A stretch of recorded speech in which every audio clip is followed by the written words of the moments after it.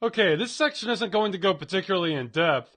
I just wanted to mention one or two things about camera work in general before we move on to the next chapter. First off, if you have any sort of film background, it will help you out. Almost everything that applies to regular camera work also applies to making machinima. All I'm going to mention here are just a few basic rules you'll generally want to follow. None of these are 100% applicable, and I'm sure there are many more beyond what I'm going to cover.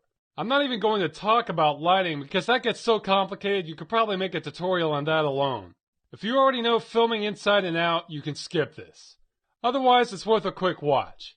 I've broken some of these rules in the past and even broke some in Galaxy Gulp, which you might be able to spot. Anyway, let's get started. The first thing I want to talk about is framing. Framing refers to how your subject matter is positioned in your shot, and it's controlled by where you place your camera. The rule here is that you generally want your subject or subjects centered on the screen. If you're talking about people, this is going to mean their body, and especially their face. You generally shouldn't be focusing on anything else unless you want to emphasize something in particular. So if you want to show a guy reaching for a gun, then you might want to focus on his hands. Most of the time your characters are going to be talking and moving around, so you want to focus on the face and body. Let's look at some examples.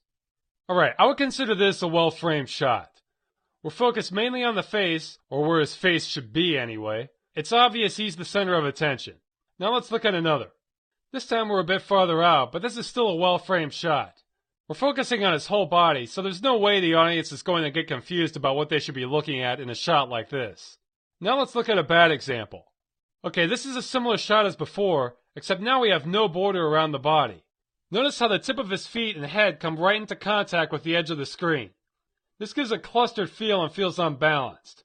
It's okay if you can't fit the whole character in the one shot. It would be better to move the camera up a little bit and focus on his face rather than try to squeeze him in like this. And speaking of balance, let's take a look at another example. Okay, here's a bystander in the background. What's wrong with this shot is that there is nothing going on the left side of the screen visually. Not even a parked car here. If you were to have a shot like this, the audience would feel like something is missing. Now let's reposition this.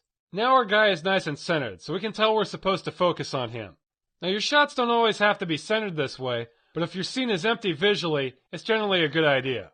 Now, what if you had a scene where two or more characters are the focus of your shot? Then you want to balance their position in a shot like this. I'm looking at these two side by side, but you can also look at them over the shoulder or from different angles. If you have both in the shot like this, it's easier for the audience to figure out who's talking to who. Now be careful when doing this, because it's easy to break what's called the 180 rule. If you show two characters talking and switch camera angles, try not to change your camera and cross over more than 180 degrees when you edit the shots. So if the dwarf is on the right side, for the most part you should keep him on the right side.